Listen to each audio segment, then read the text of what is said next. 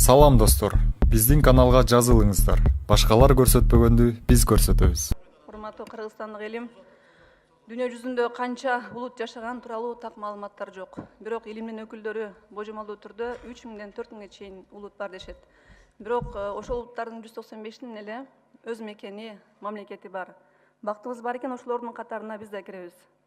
Эгемендүүлүккө биз оңой олтоң жетишкен жокпуз. Ата-бабаларыбыз кылымдап, өмүрүн берип, канын берип, эгемендикке жетишип отурабыз. Бирок тилекке каршы кадырына жетпей отурабыз.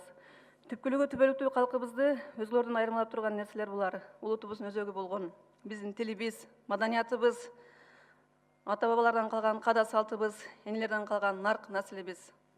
Жогоруда айтылган баалуулуктарыбызды азектеп, көзүн карегендей сактап, кастарлап, муундан буунга, урпактан урпакка жеткизүү, жогорку кызматта иштеп турган, иштеп кеткен адамдардын баштап жөнөкөй жарандардын баарынын парзы, милдети деп ойлойм. Элибиз башка хандыктардын, өлкөлөрдүн курамында болуп жүргөн кезде эле каада салт, тил дилибиз, маданиятыбызга бүгүнкүдөй мынчалык төмөн деңгээлде кыянатчылык, саткынчылык, надандык менен мамиле кылган эмес. Мамлекетибиз экономикалык өнүгүүнүн туу чокусуна жетип, күндө космоско бирден корабль учурчу илимий техниканын жетишкендиктерин өздөштүрүп, демократияны толук орнотуп, бүт айылдар жоюлуп, шаарга айланып, элдин баары мырк эмес шаардык болуп калган күндө да глобализациянын тескери көрүнүштөрүнө туруштук берип, улутубуздун баалуулуктарын жүрөгүбүзгө бекем сактап, жазылбаган, каныбызга сиңген улуттук каада салтыбызды аткарып жашоону үйрөнүшүбүз зарыл. Кыргызстан сүйүктүү мамлекетибизди өнүгүшүнө чоң тоскоолдук жаратчу бир нече факторлор бар. Аларды баарыбыз билебиз. Айта кетсек, түндүк түштүк, урук-уруу, трайбализм факторлору.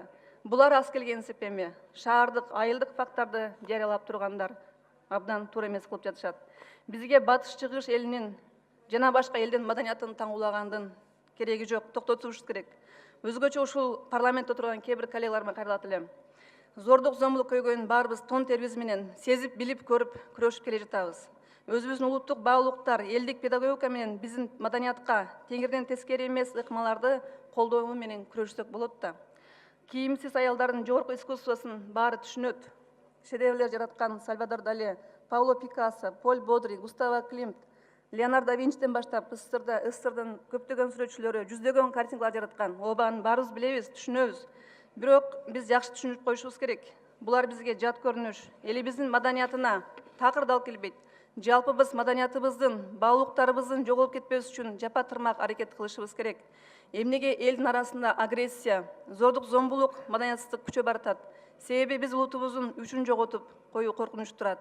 Адамды адептүүлүккө тарбиялабай туруп, жөн гана билимге сугаруу, коомго коркунучтуу бирөөнү кошуу менен барабар деп айткан Теодор Рузвельт. Ошондуктан улуттук идеологиябызды жандандырып, элдик педагогика, улуттук баалуулуктарды негиз кылып тарбиялоону күчөтүшүбүз керек. Маданият министрлиги, билим берүү министрлиги, дагы тиешелүү ведомстволор, парламент чогуу иш алып барып, тарбия, адеп, акылакты оңдоо иштерин бала бакча, мектеп, жогорку окуу жайлардан баштап программа катары киргизишибиз керек.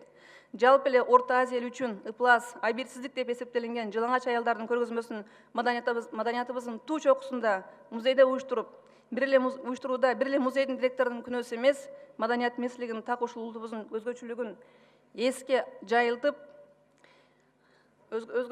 эске алып, маданиятыбызды жайылтышыбыз керек болчу.